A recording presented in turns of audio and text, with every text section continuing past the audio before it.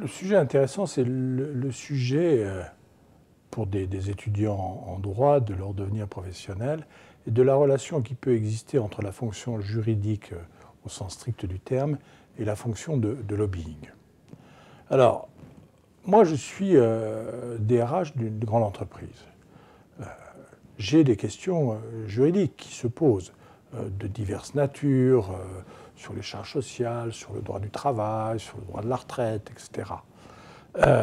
Les juristes, qu'il s'agisse des services juridiques de l'entreprise ou qu'il s'agisse des avocats, m'apportent les réponses dans le cadre juridique, dans le cadre du droit, les réponses aux questions que je souhaite.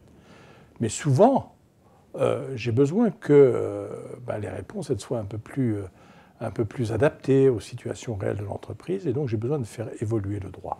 Et c'est là que pour moi, il y a un continuum entre la fonction juridique elle-même et la fonction de lobbying.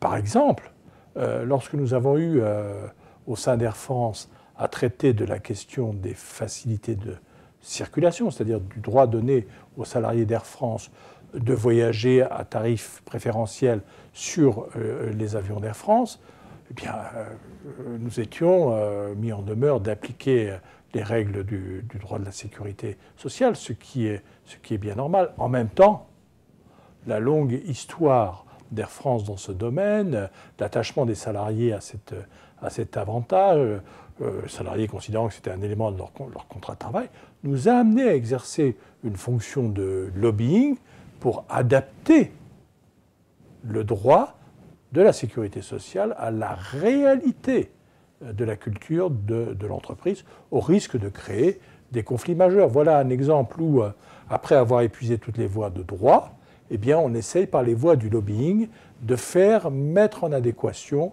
le droit avec les besoins sociaux réels de l'entreprise. Alors, bon, voilà un exemple très concret, très pragmatique, mais on peut aller plus loin, puisque beaucoup de la réglementation dans le domaine social, dans le domaine aérien ou dans d'autres domaines, aujourd'hui est produite à Bruxelles. C'est de la réglementation européenne qui va déterminer notre devenir à moyen et long terme.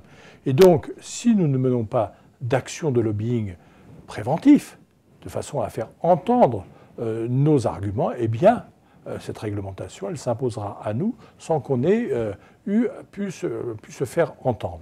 Il y a là une fonction de lobbying européen que nous avons développée au sein d'Air France, comme beaucoup d'entreprises, qui nous permet de faire entendre notre voix dans la construction de la réglementation européenne. Ça veut dire quoi tout ça? Ça veut dire que pour de jeunes juristes, il y a là un domaine particulier du droit, une compétence nouvelle à développer qui peut offrir, pour l'avenir, leur offrir des opportunités de carrière extrêmement intéressantes, et des allers-retours entre la pratique juridique classique et le lobbying peuvent être très utiles à ces jeunes juristes.